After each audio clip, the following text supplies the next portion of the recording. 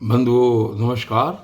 आपने कल की वीडियो में सुना था कि कैसे शंकर जी एक एक वर दे करके फंस गए और उनको अपनी जान बचाना मुश्किल हो गया, और उसके बाद कैसे वो भगवान विष्णु की कृपा से बचे।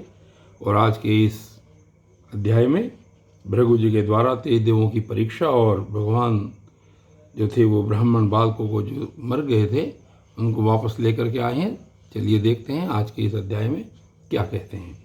श्री सुखदेव जी कहते हैं, परीक्षित, एक बार सरस्वती नदी के पावन तट पर यज्ञ प्रारंभ करने के लिए बड़े बड़े ऋषि मुनि एकत्र होकर बैठे। उन लोगों में इस विषय पर वाद विवाद चला कि ब्रह्मा, शिव और विष्णु में सबसे बड़ा कौन है। परीक्षित, उन लोगों ने यह बात जानने के लिए ब्रह्मा, विष्णु और शिव की परीक्षा लेने के उद्देश्य से ब्रह्मा जी के पुत्र भृगु जी को उनके पास भेजा। महर्षि भृगु सबसे पहले ब्रह्मा जी की सभा में गए। उन्होंने ब्रह्मा जी के धैर्य आदि की परीक्षा करने के लिए न उन्हें नमस्कार किया और न तो उनकी स्तुति ही की। इस पर ऐसा मालूम हुआ कि ब्रह्मा जी अपने तेज से देख रहे हैं, उन्हें क्रोध आ गया। उसके बाद परंतु जब समर्थ ब्रह्मा जी ने देखा कि यह तो मेरा पुत्र ही है, तब अपने मन में उठे हुए क्रोध को भीतर ही भीतर विवेक बुद्धि से दबा लिया, ठीक वैसे ही जैसे कोई अरण्य मंथन से उत्पन्न अग्नि को जल से बुझा दे। वहाँ से महर्षि भृगु कैलाश में गए। देवादिदेव भगवान शंकर ने जब देखा कि मेरे भाई भृगु जी आए हैं, तब उन्होंने बड़े आदर से खड़े होकर उनका आलिंगन करने के लिए भुजाएं फैला दी। परंतु महर्षि भृगु ने उनसे आलिंगन करना स्वीकार न किया और कहा, तुम लोक और वेद की मर्यादा का उल्लंघन करते हो, इसलिए मैं तुमसे नहीं मिलता।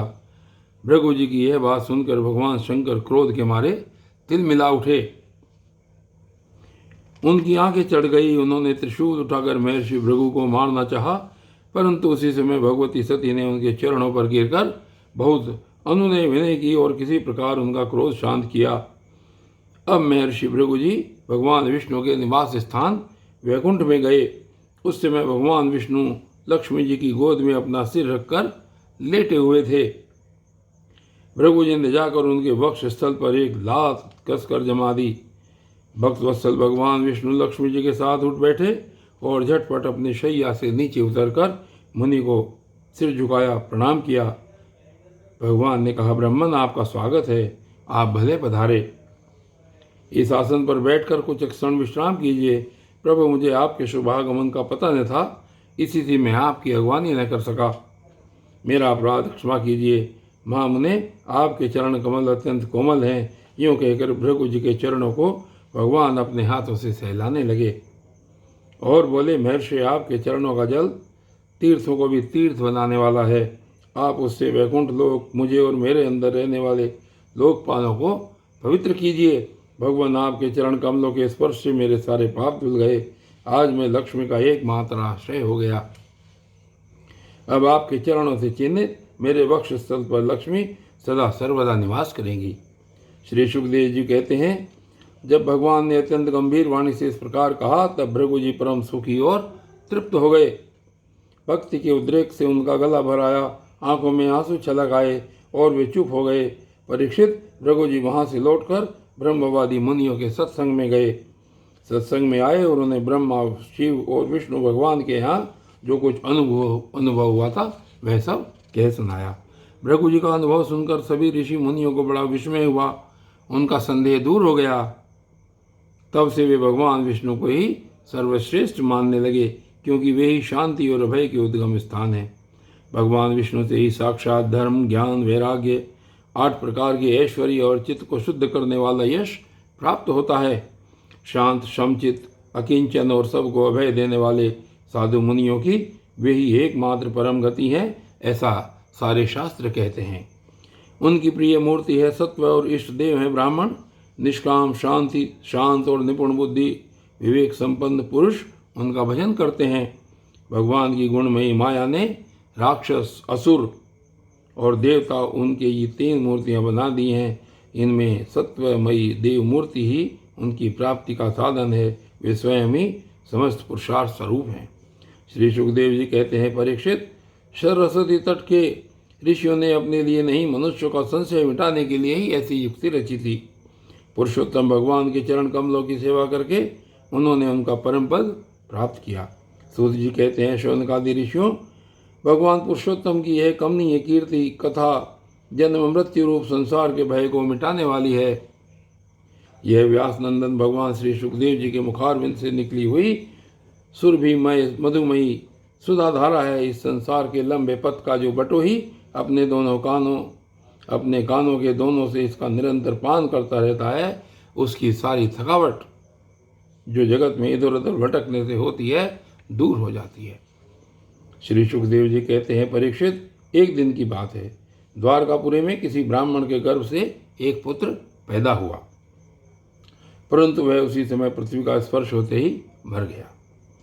ब्राह्मण अपने बालक का मृत शरीर लेकर राजमहल के द्वार पर गया और वहाँ उसे रखकर अत्यंत आतुरता और दुखी मन से विलाप करता हुआ यह कहने लगा, इसमें संदेह नहीं कि ब्राह्मण द्रोही, धूर्त, कृपण और विषयी राजा के कर्म दोष से ही मेरे बालक की मृत्यु हुई है। जो राजा हिंसा परायण, दुशील और अचितेंद्रिय होता है, उसे राजा मानकर सेवा करने वाली प्रजा दरिद्र होकर दुख पर दुख भोगती रहती है और उसके सामने संकट पर संकट आते रहते हैं। परीक्षित, इसी प्रकार अपने दूसरे और तीसरे बालक के भी पैदा होते ही मर जाने पर वह ब्राह्मण लड़के की लाश राजमहल के दरवाजे पर डाल गया और वही बात कह गया। नवे बालक के मरने पर जब वह वहाँ आया, तब उस समय भगवान श्री कृष्ण के पास अर्जुन भी बैठे हुए थे। उन्होंने ब्राह्मण की बात सुनकर उससे कहा, ब्राह्मण, आपके निवास स्थान द्वारका में कोई धनुषधारी क्षत्रिय नहीं है क्या? मालूम होता है कि ये यदुवंशी ब्राह्मण हैं और प्रजा पालन का परित्याग करके किसी यज्ञ में बैठे हुए हैं। उसके बाद उन्होंने कहा कि जिनके राज्य में धन, स्त्री अथवा पुत्रों से वियुक्त होकर ब्राह्मण दुखी होते हैं, वे अक्षत्रिय नहीं हैं। अक्षत्रिय के पेश में पेट पालने वाले नट हैं, उनका जीवन व्यर्थ है। भगवान, मैं समझता हूँ कि आप स्त्री पुत्र अपने पुत्रों की मृत्यु से दीन हो रहे हैं। मैं आपकी संतान की रक्षा करूँगा। यदि मैं अपनी प्रतिज्ञा पूरी न कर सका तो आग में कूदकर जल मरूंगा और इस प्रकार मेरे पाप का प्रायश्चित हो जाएगा। ब्राह्मण ने कहा, अर्जुन, यहाँ बलराम जी, भगवान श्री कृष्ण, धनुर्धर शिरोमणि प्रद्युम्न, अद्वितीय योद्धा अनिरुद्ध भी जब मेरे बालकों की रक्षा करने में समर्थ नहीं है, इन जगदीश्वरों के लिए भी यह काम कठिन हो रहा है, तब तुम इसे कैसे करना चाहते हो? सचमुच यह तुम्हारी मूर्खता है। हम तुम्हारी इस बात पर बिल्कुल विश्वास नहीं करते। अर्जुन ने कहा, ब्राह्मण, मैं बलराम, श्री कृष्ण अथवा प्रद्युम्न नहीं हूँ। मैं हूँ अर्जुन, जिसका गांडीव नामक धनुष विश्वविख्यात है। ब्राह्मण देवता, आप मेरे बल पौरुष का तिरस्कार मत कीजिए। आप जानते नहीं, मैं अपने पराक्रम से भगवान शंकर को संतुष्ट कर चुका हूँ। भगवान, मैं आपसे अधिक क्या कहूँ? मैं युद्ध में साक्षात मृत्यु को भी जीत कर आपकी संतान ला दूंगा। परीक्षित, जब अर्जुन ने उस ब्राह्मण को इस प्रकार विश्वास दिलाया, तब वह लोगों से उनके बल पौरुष का बखान करता हुआ बड़ी प्रसन्नता से अपने घर लौट आया। प्रसव का समय निकट आने पर ब्राह्मण आतुर होकर अर्जुन के पास आया और कहने लगा, इस बार तुम मेरे बच्चे को मृत्यु से बचा लो। यह सुनकर अर्जुन ने शुद्ध जल से आचमन किया तथा भगवान शंकर को नमस्कार किया। फिर दिव्य अस्त्रों का स्मरण किया और गांडीव धनुष पर डोरी चढ़ाकर उसे हाथ में ले लिया। अर्जुन ने बाणों को अनेक प्रकार के अस्त्र शस्त्रों से अभिमंत्रित करके प्रसव गृह को चारों ओर से घेर दिया। इस प्रकार उन्होंने सूतिका गृह के ऊपर नीचे अगल बगल बाणों का एक ऐसा पिंजड़ा सा बना दिया। इसके बाद ब्राह्मणी के गर्भ से एक शिशु पैदा हुआ जो बार बार रो रहा था, परंतु देखते ही देखते वह शरीर आकाश में अंतर्धान हो गया। अब वह ब्राह्मण भगवान श्री कृष्ण के सामने ही अर्जुन की निंदा करने लगा। वह बोला, मेरी मूर्खता तो देखो, मैंने इस नपुंसक की डींग भरी बातों पर विश्वास कर दिया। भला जी से प्रद्युम्न, अनिरुद्ध, यहाँ तक कि बलराम और भगवान श्री क्षण भी न बचा सके उसकी रक्षा करने में और कौन समर्थ है। मिथ्यावादी अर्जुन को धिक्कार है। अपने मुंह अपनी बड़ाई करने वाले अर्जुन के धनुष को धिक्कार है। इसकी दुर्बुद्धि तो देखो, ये मूर्ता बस उस बालक को लौटा लाना चाहता है जिसे प्रारब्ध ने हमसे अलग कर दिया है। जब वह ब्राह्मण इस प्रकार उन्हें भला बुरा कहने लगा, तब अर्जुन योग बल से तत्काल संयमनीपुरी में गए, जहाँ भगवान यमराज निवास करते हैं। वहाँ उन्हें ब्राह्मण का बालक नहीं मिला। फिर वे शस्त्र लेकर क्रमशः इंद्र, अग्नि, ऋरिति, सोम, वायु और वरुण आदि की पुरियों में, अतलादि नीचे के लोकों में, स्वर्ग से ऊपर के महर लोकादि में एवं अन्य अन्य स्थानों में गए, परंतु कहीं भी उन्हें ब्राह्मण का बालक नहीं मिला। उनकी प्रतिज्ञा पूरी न हो सकी। अब उन्होंने अग्नि में प्रवेश करने का विचार किया, परंतु भगवान श्री कृष्ण ने उन्हें ऐसा करने से रोकते हुए कहा, भाई अर्जुन, तुम आप अपना तिरस्कार मत करो। मैं तुम्हें ब्राह्मण के सब बालक अभी दिखाई देता हूँ। आज जो लोग तुम्हारी निंदा कर रहे हैं, वे ही फिर हम लोगों को की निर्मल कीर्ति की स्थापना करेंगे। सर्वशक्तिमान भगवान श्री कृष्ण इस प्रकार समझा बुझाकर अर्जुन के साथ अपने दिव्य रथ पर सवार हुए और पश्चिम दिशा को प्रस्थान किया। उन्होंने 7 पर्वतों वाले 7 द्वीप, 7 समुद्र और लोकालोक पर्वत को लांग कर घोर अंधकार में प्रवेश किया। परीक्षित वह अंधकार इतना घोर था कि उनमें शव्य, सुग्रीव, मेघपुष्प और बलाहक नाम के 4 घोड़े अपना मार्ग भूलकर इधर उधर भटकने लगे। उन्हें कुछ सूझता ही नहीं था। योगेश्वरों के भी परमेश्वर भगवान श्री कृष्ण ने घोड़ों की यह दशा देखकर अपने सहस्र सूर्यों के समान तेजस्वी चक्र को आगे चलने की आज्ञा दी। सुदर्शन चक्र अपने ज्योतिर्मय तेज से स्वयं भगवान के द्वारा उत्पन्न उस घने एवं महान अंधकार को चीरता हुआ मन के समान तीव्र गति से आगे आगे चला। उस समय वह ऐसा जान पड़ता था मानो भगवान राम का बाण धनुष से छूटकर राक्षसों की सेना में प्रवेश कर रहा हो। इस प्रकार सुदर्शन चक्र के द्वारा बदलाए हुए मार्ग से चलकर रथ अंधकार की अंतिम सीमा पर पहुंचा।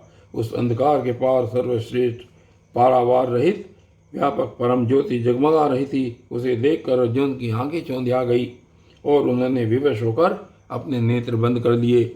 इसके बाद भगवान के रथ ने दिव्य जल राशि में प्रवेश किया। बड़ी तेज आंधी चलने के कारण उस जल में बड़ी बड़ी तरंगें उठ रही थी, जो बहुत ही भली मालूम होती थी। वहाँ एक बड़ा सुंदर महल था। उसमें मणियों के सहस्र खंभे चमक चमक कर उसकी शोभा बढ़ा रहे थे और उसके चारों ओर बड़ी उज्ज्वल ज्योति फैल रही थी। उसी महल में भगवान शेष जी विराजमान थे। उनका शरीर अत्यंत भयानक और अद्भुत था। उनके सहस्र सिर थे और प्रत्येक फण पर सुंदर सुंदर मणियाँ जगमगा रही थी। प्रत्येक सिर में 2-2 नेत्र थे और वे बड़े ही भयंकर थे। उनका संपूर्ण शरीर कैलाश के समान श्वेत वर्ण का था और गला तथा जीभ नीले रंग की थी। परीक्षित, अर्जुन ने देखा कि शेष भगवान की सुखमयी शैया पर सर्वव्यापक महान प्रभावशाली परम पुरुषोत्तम भगवान विराजमान हैं। उनके शरीर की कांति वर्षाकालीन मेघ के समान श्यामल है। अत्यंत सुंदर पीला वस्त्र धारण किए हुए हैं। मुख पर प्रसन्नता खेल रही है और बड़े बड़े नेत्र बहुत ही सुहावने लगते हैं। बहुमूल्य मणियों से जटित मुकुट और कुंडलों की कांति से सहस्त्रों घुंघराली हल्के चमक रही हैं। लंबी लंबी सुंदर 8 भुजाएं हैं। गले में कौस्तुभ मणि है। वक्षस्थल पर श्रीवत्स का चिन्ह है और घुटनों तक वनमाला लटक रही है। अर्जुन ने देखा कि उनके नंद, सुनंद आदि अपने पार्षद, चक्र, सुदर्शन आदि अपने मूर्तिमान आयु तथा पुष्टि, श्री, कीर्ति और अजा, ये 4 शक्तियाँ एवं संपूर्ण रिद्धियाँ ब्रह्मादि लोकपालों के अधीश्वर भगवान की सेवा कर रही हैं। परीक्षित, भगवान श्री कृष्ण ने अपने ही स्वरूप श्री अनंत भगवान को प्रणाम किया। अर्जुन उनके दर्शन से कुछ भयभीत हो गए। श्री कृष्ण के बाद उन्होंने भी उनको प्रणाम किया और वे दोनों हाथ जोड़कर खड़े हो गए। अब ब्रह्मादि लोकपालों के स्वामी भूमा पुरुष ने मुस्कुराते हुए मधुर एवं गंभीर वाणी से कहा, श्री कृष्ण और अर्जुन, मैंने तुम दोनों को देखने के लिए ही ब्राह्मण के बालक अपने पास मंगा लिए थे। तुम दोनों ने धर्म की रक्षा के लिए मेरी कलाओं के साथ पृथ्वी पर अवतार ग्रहण किया है। पृथ्वी के भार रूप दैत्यों का संहार करके शीघ्र से शीघ्र तुम लोग फिर मेरे पास लौट आओ। तुम दोनों ऋषिवर नर और नारायण हो। यद्यपि तुम पूर्ण काम और सर्वश्रेष्ठ हो, फिर भी जगत की स्थिति और लोक संग्रह के लिए धर्म का आचरण करो। जब भगवान भूमा पुरुष ने श्री कृष्ण और अर्जुन को इस प्रकार आदेश दिया, तब उन लोगों ने उसे स्वीकार करके उन्हें नमस्कार किया और बड़े आनंद के साथ ब्राह्मण बालकों को लेकर जिस रास्ते से जिस प्रकार आए थे उसी से वैसे ही द्वारका में लौट आए। ब्राह्मण के बालक अपनी आयु के अनुसार बड़े बड़े हो गए थे। उनका रूप और आकृति वैसी ही थी जैसी उनके जन्म के समय थी। उन्हें भगवान श्री कृष्ण और अर्जुन ने उनके पिता को सौंप दिया। भगवान विष्णु के उस परम धाम को देखकर अर्जुन के आश्चर्य की सीमा न रही। उन्होंने ऐसा अनुभव किया कि जीवों में जो कुछ बल पौरुष है वह सब भगवान श्री कृष्ण की ही कृपा का फल है। परीक्षित, भगवान ने और भी ऐसी अनेकों ऐश्वर्य और वीरता से परिपूर्ण लीलाएं की। लोक दृष्टि में साधारण लोगों के समान सांसारिक विषयों का भोग किया और बड़े बड़े महाराजाओं के समान श्रेष्ठ श्रेष्ठ यज्ञ किए।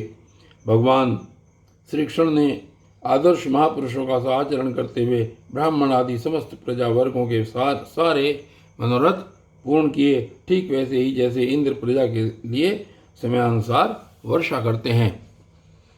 उन्होंने बहुत से अधर्मी राजाओं को स्वयं मार डाला और बहुतों को अर्जुन आदि के द्वारा मरवा डाला।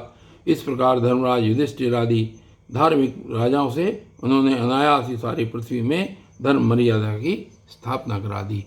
और बंधु, आज की वीडियो में बस सिर्फ यहीं तक, और आगे आप और भी अत्यंत रोचक कथाएं इस श्रीमद् भागवत महापुराण में सुनेंगे। तब तक के लिए धन्यवाद।